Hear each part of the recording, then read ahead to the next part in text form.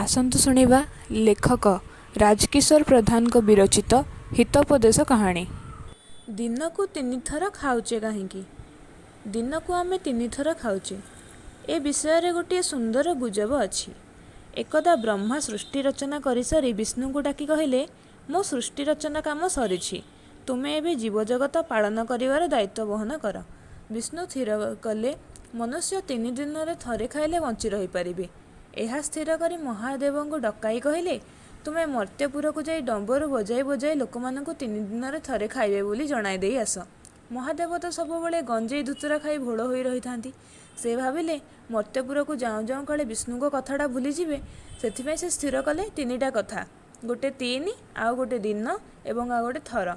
एहा भाबी डंबरू बजाई बजाई रागिणी धरी 3 दिन रे थरे 3 दिन रे थरे बोली डंबरू रे सेट करदेले।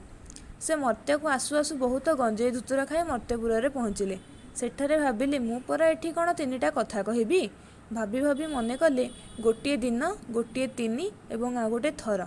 एतिकी कथा को डंबर रे सेट करी राजश्री धरी कहिले, 3 दिन दिनकू 3 थर, दिनकू 3 थर। देखिले सब ठीक अछि। तहु से जीव मान को डंबुरा बजाई कही गले, दिनकू 3 थर खाइबो, दिनकू 3 थर खाइबो।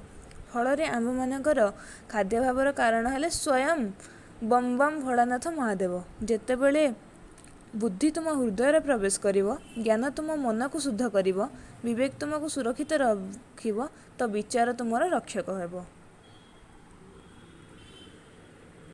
जदि आपंक कहानीटी भल लगी तेबे भिडियोटी को लाइक करंतु एवं आमर चैनल को सब्सक्राइब करंतु।